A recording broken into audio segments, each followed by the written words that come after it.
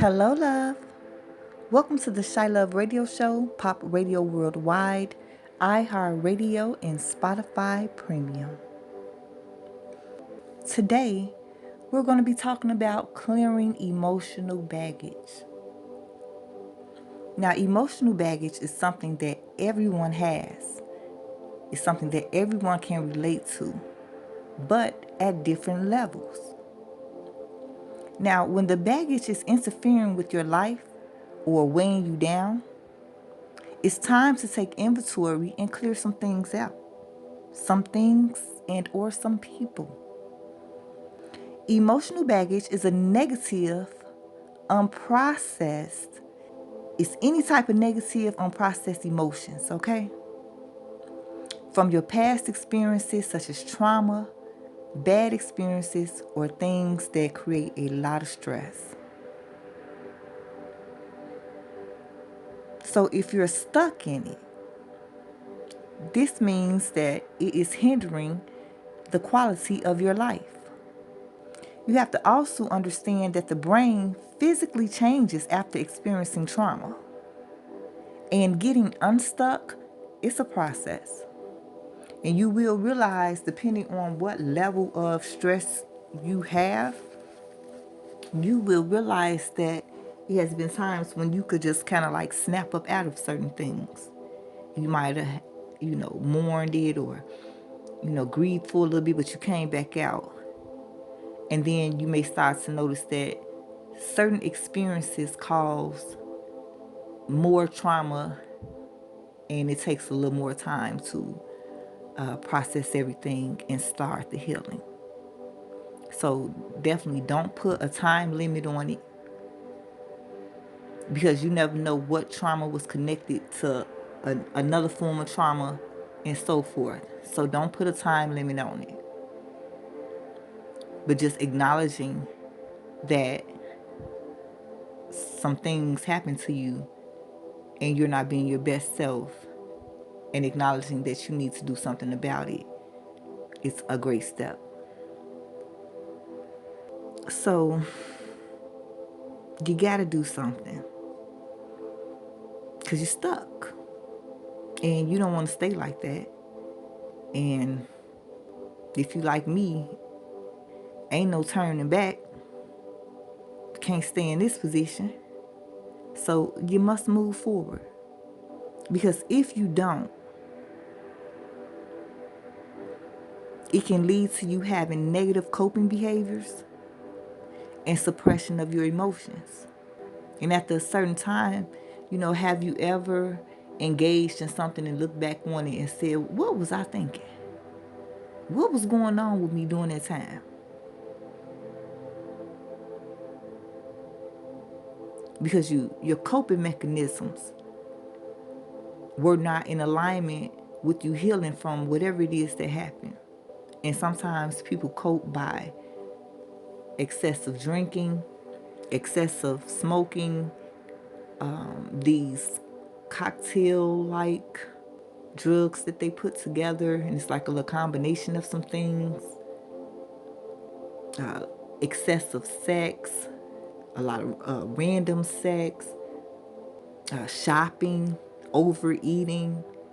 There's a lot of things that seem like it's like normal or whatever, but the excessiveness that you're putting on it, especially when you're trying to run away from something that you haven't dealt with, it can actually make you spiral down further along in the long term. And then you suppress your emotions. And a lot of people use that tactic because there are things, you still have a life going on. There's still things that need to get done. And sometimes you're so just traumatized and so damaged by whatever experience occurred that you just like kind of ignore it, like push it down deep in you so that you could just keep going. But that's not good, because it's going to come back up. And then you have to take into consideration the fact that as life keeps on going, it doesn't even have to be an experience that's personally yours that you're affected by. It could be something on TV. It could be somebody that you know. So now here are more experiences that you having to suppress down within you so that you can continue to get done what you need to get done. And it is effective because it will allow you to push past and push through and get some stuff done. But it's going to come back. You just put it on the shelf, basically. It's going to come back. So it's best that we just have to deal with any and everything, piece by piece, in order for you to receive your true healing. So staying stuck, it increases your risk of emotional distress. So you thought that you were emotional and losing your mind, and now you haven't done anything to try to rectify the situation or bring some type of peace to yourself, and now it's like amplified. Now your emotional distress is amplified, and it's pouring all over everybody in the house. You know, people you come into contact with, people could tell that your vibration is not what they normally know, it's not what they normally know for you to have. You can also lack the ability to mentally or emotionally cope and recover. So you must do something. You must do something when you're starting to feel stuck to kind of get unstuck. Even if it's a little wiggle. Even if that's all you got is a little bit to just do a little wiggle. That's some movement. Because the longer that you allow it to sit and fester and allow other experiences to connect on to it, goodness gracious, a lot of people going to be in, I can see a lot of people living in assisted living homes or the independent living ones or just a straight nursing home. Because mentally, you have to think about your midlife crisis as well. Whatever it is that you are suppressing, it is going to rise up, and it usually rises within the midlife crisis range of a person. You know, it all adds up over time. Everything that you have to deal with, every death, every disappointment, every betrayal, every hurt, it all adds up. And then you have these physical problems that develop, such as migraines, neck and back pain, high blood pressure, heart disease, ulcers, chronic pain, autoimmune disease, and thyroid problems. A lot of people don't understand that a lot of the pains that you have in your body, a lot of times, it may be because of something that physically happened, but that chronic pain of it, now that is tied to, now you got the physical pain plus your emotional pain, plus your mental pain. And all that then tied up into a nice little ball of pain to where you're literally feeling pain inside yourself and outside. So the goal is to obtain a healthy emotional intelligence level. Now that comes with understanding and managing your emotions. You have to learn how to deal with tough conversations without losing control. And that's something that a lot of people could use some work on. Anybody can have a lighthearted conversation, a funny conversation. Everybody is not able to sit down and have a real tough conversation and let the conversation actually play out to some point of either a solution, a compromise, or a agree to disagree at the end. A lot of times, real tough conversations, end in fighting or yelling or walking out, and then there's no solution. And sometimes you may have to walk out, depending on how the other party is behaving during this conversation time. Sometimes you may have to say, you know what, your energy is not in alignment for us to have a conducive conversation and come to some sort of solution. I'm going to dismiss my little self.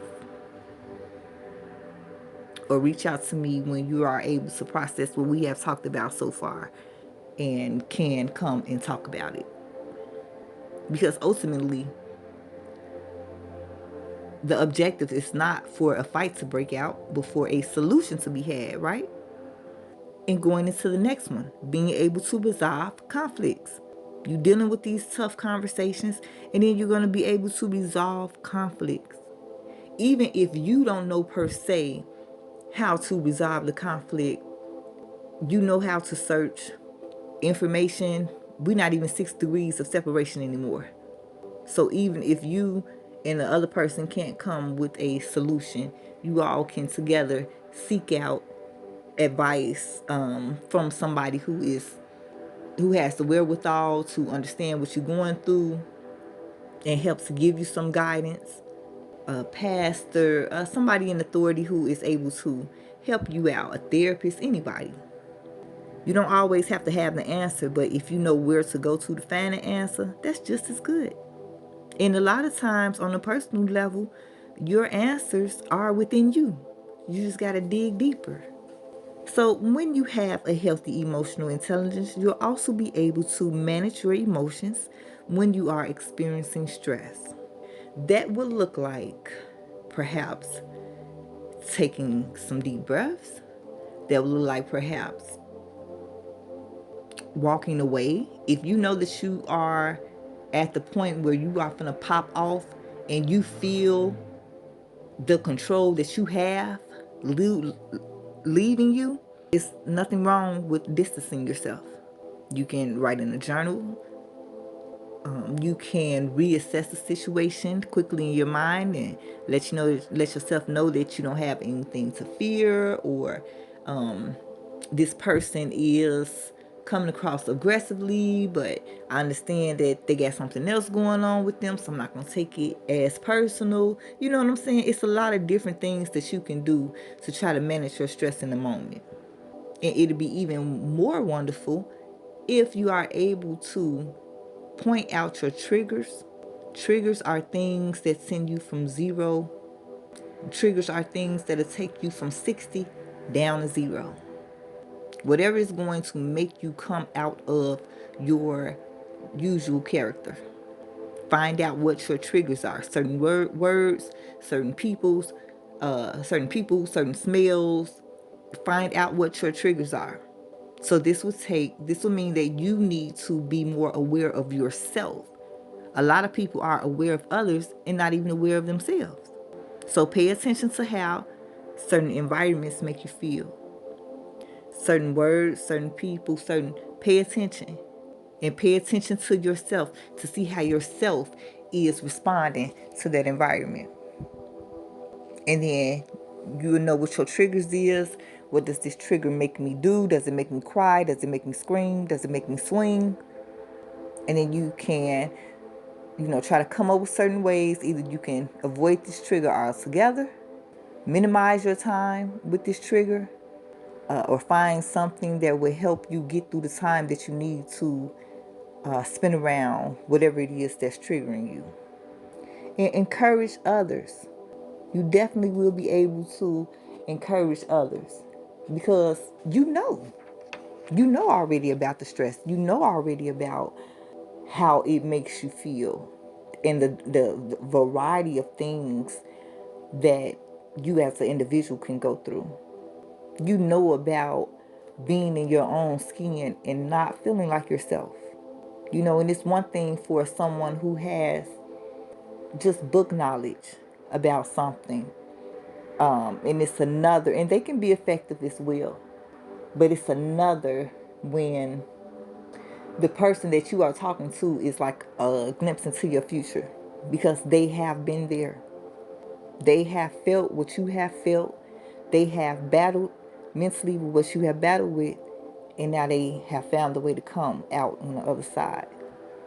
And when you do start to heal, and isn't it crazy how people can be just tormented on the inside and yet still find it within themselves to encourage others, love others, support others. We're strong. You can be a safe place for others to talk to because they can relate to you. You can relate to them. Even if it's not the exact same situation, just the fact that these emotions happened, these physical ailments kicked in, these mental issues, started to occur. You are still relatable. You'll also learn how to manage your emotions when you're feeling overwhelmed. Feeling overwhelmed is not a good feeling. And sometimes, even though you got so much, a buffet full of stuff, sometimes you got to take a step back and take a deep breath. And something my mom used to say, how, she's asking me, how do you eat an elephant? So, of course, I'm looking crazy, right? Because I'm not trying to eat no elephant, first of all. And the thought of how to never crossed my mind. so, uh, so I'm like, okay, what? She like one bite at a time. So sometimes when you're feeling overwhelmed, instead of trying to take care of everything at the same time or back to back to back, or you may have a certain vibe to where this is how you do things. But these new occurrences, this new trauma, this new diagnoses or whatever in your life has altered that for you some. So now stuff that used to be nothing for you to do is becoming overwhelming for you to do. And then if you're not productive, you're really going to feel bad, especially if you're the type of person who is used to being productive and used to doing your thing. So then that's going to add to some depression, add to some anxiety. You're going to get so overwhelmed to where you're going to realize that you're not doing anything. So sometimes just take a step back because you need this for you and try to restructure your regimen. You can still have the same goals, but sometimes you just have to restructure the way that you're going to accomplish them because you have other things going on. And you can also grow in your relationships with the people that you love and care about when you have a healthy emotional intelligence. Because you're no longer bleeding on others. You're no longer sharing your hurt, sharing your misery with others. And now you're able to be an asset in the presence of others versus a liability. So let's talk about some more things that we can do to clear emotional baggage. Shift your thinking. Allow the past to be a tutor for making better decisions in the future. Now, I will say this. Shifting your thinking can sound easier. All of this sounds is easier said than it's done. You can shift your thinking sometimes with certain things. And sometimes you're not even trying to think about it. You don't want to think about it. But because of what the trauma has done to your mind, now it is presenting itself. So now you have to change the channel. And sometimes it come right back. You got to keep changing the channel. You have to become more conscious and more aware and like a little more control and say, no, brain, I don't want to think about that. Even if you got to call somebody and just start having a random conversation just to disconnect your brain from whatever it is that's torturing you all over again. Confront your emotional baggage. You have to face it. I like to call it playing chicken with the Mack truck.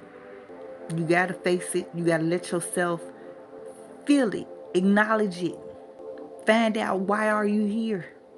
Then decide whether or not you're going to do something about it to let it continue to stay, or if you're going to continue to let it stay and just spiral down in it, that's all yours. But confront it. Don't say nothing's wrong and something's wrong. Live in the present. Focus on what is happening in the here and now. Interact with the present, make good choices, and feel happy about today.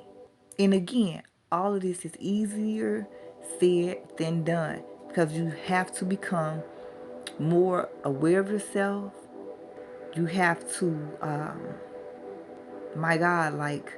strengthen your upper vibrational self over your lower vibrational self. Because it's crazy how a person from the outside or a situation from the outside of you can cause such turmoil on the inside of you. Surround yourself with supportive people, not little messy little people who acting like they there, but they low-key trying to re-traumatize you, or, you know what I'm saying? Bring stuff up. You know when somebody not really coming around because they care and they just speaking because they being messy. Get them people out. Tell them you don't want to hear it. You can also journal. Journaling is a great way to release emotional baggage. It's a safe place for you to express your inner thoughts. You don't have to worry about somebody judging you behind whatever it is that is coming out. You know, and a lot of times people will write down certain things and then they will burn the paper afterwards. Like they burning the whatever bad that came along with it. Acceptance. Accept what happened. Your brain be like, WTF. Your brain be like, I can't believe this. But no, believe it. It happened. It happened. And then you'll start to see how whatever happened then starts to have such control in your life. Such a control in your life. So once you accept and you say, okay, yeah, this is what happened to me. And I don't like it. I don't like it at all. So am I going to stay here and spiral down? Or am I going to accept it and work towards my healing? I hope you go towards your healing. Because that's what's going to benefit you the most. Own your emotional baggage. Admit your contributions, even if it was in defense of yourself. So if somebody started something with you and you responded out of love for yourself, you still gotta put everything into the pot. You gotta put everything into the pot. And no, you defending yourself or standing up for yourself or trying to protect yourself or whatever the case may be, that does not hold more weight over the person who did what they did to you. That does not hold more weight. You accepting your part is acknowledging the red flags that you saw, but you thought that y'all was gonna get past it some type of way, or I don't know, a person hit you, you shot them. You know what I'm talking about? A person called themselves trying to roast you and you snatched their whole soul from them. You know what I'm saying? You know, they thought they was coming to get you upset and you end up getting them more upset. It's different things that can occur. But just be aware of yourself and how you handle stuff. And let's just say it was a situation where, okay, both of y'all got heated. Neither one of y'all was backing down. That person started it. Still hold yourself accountable for how you responded. See, and then when you get more aware of yourself with that type of stuff, it's easy to kind of start to walk away some because, yeah, even though you did A, B, C, and D, I didn't respond like how I used to respond. I responded in a mature manner. So now I don't regret it. See, because that's a lot of times, that's how a lot of things keep on going back and forth because, okay, well, you did that. Okay, I did that. Okay, both of us still got to work on something. No. You could let a clown have the show and you could dismiss yourself and you don't even have to engage to where you will be giving somebody some type of emotional baggage for them to carry back. And then learn your lesson. Step back and discern what you can learn because of this situation. Impossible lessons, moving slowly into a relationship, setting boundaries, learning how to say no, not trying to please everyone, living for today. I'll tell you a personal lesson of mine. Never go against yourself. Never go against yourself. Now let's continue to facing your emotional baggage. We're owning it. We're confronting it. We're facing it. Because like it or not, everything that you've ever been through has helped to mold you into who you are today. But stop blaming yourself for things that were outside of your control. That's how a lot of bad people actually get away with a lot of stuff. Because sometimes you will internalize the situation so much so to where you carry all the weight of it. And that other person who the real weight's supposed to be on, they ain't carrying none of that weight. You taking the whole blame and it wasn't all your fault. Forgive yourself. Work on forgiving others. But definitely forgive yourself. All right? Know that yesterday's decisions don't have to be today's. You know, you always think about what you could have done differently. Forgive yourself. It's easier said than done, especially when you feel like you know better or shouldn't have been in a position in the first place or whatever. But you got to learn how to forgive yourself. Just wrap your arms around yourself. Give yourself some loving because you deserve it. Okay? Keep your faith. Keep your faith. You have been through some crazy things before, and you have gotten past that. So whatever current situation is going on, in your future, you're going to look back and be like, man, I didn't think I can get past that. But realize that you did. Show yourself some love. Erykah Badu has a song called Bag Lady. And she says, you're going to hurt your back. Bag lady, you're going to hurt your back dragging all them bags like that. Everybody was singing along to it. And have y'all noticed that stress goes right to the back, the neck, the shoulders? You're going to hurt your back because you carrying all that inside of you. We carry it around. Some of us carry it so well that people don't even know what you're going through. But it's in there. It's going to start to show. Sooner or later, it's going to start to pour out of you. Why? Because this is life and things are constantly happening. Whether it's to us directly or somebody that we love or something that didn't happen out in the world that just has affected all of us. She said, I guess nobody ever told you. All you must hold on to is you. Because see, honey, you could have them and not have you, and you still have nothing. A lot of times we lose ourselves, becoming one with others. She said one day, all them bags gonna get in your way, messing up the quality of your life, messing up your ability to maintain relationships, messing up the ability for you to get the job done. And she said, if you start breathing, babe, you won't believe it, babe. You'll feel so much better. That's grounding, that's releasing, that's meditating, starting to heal. And she says, bet your love can make it better. Let it go, girl. You don't need that. Love is the most powerful force. Love is more powerful than evil, especially when it's sincere, especially when it's genuine, especially when a person takes the time out to find out your love language so they can know how to give it to you so that you can recognize it. But even more so, what's even more powerful than the love from somebody else is love from yourself. And it doesn't have to be extravagant. Taking a bath, taking a shower, washing some of that energy up off of you. That's showing yourself love. And when you are up in that water, I want you to pray. If you don't pray and you declare, I want you to declare. You hear me? In that water.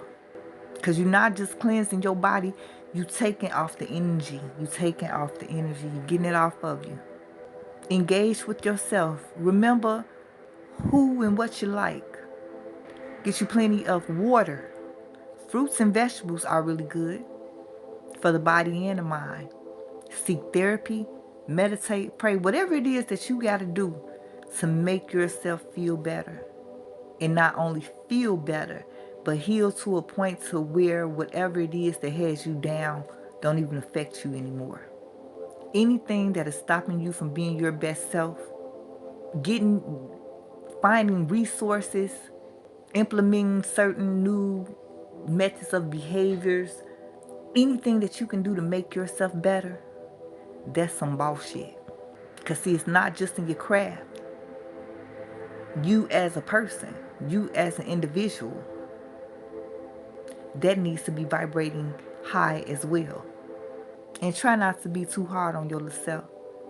Congratulate yourself for what you did accomplish. Like I was saying before, sometimes you got to rearrange some things. Listen to your body, especially when you're being productive and you out here and you're trying to get stuff done and you're networking with people and you got a lot going on. You're going to have a lot of people pushing, pressing, pushing, pulling because they need you over here. These ones need you over there and so forth. What do you need is the question. And I want you to stand on the promises of God despite the circumstances and say, I know it's yes, it does look horrible right now, Jesus. But you told me, Mom, Daddy, God, you told me, and that's what I'm going to stand on. And we going to stand on loving y'all here at the ChiLOVE Radio Show, Pop Radio Worldwide, iHeartRadio, and Spotify Premium. Love, hugs.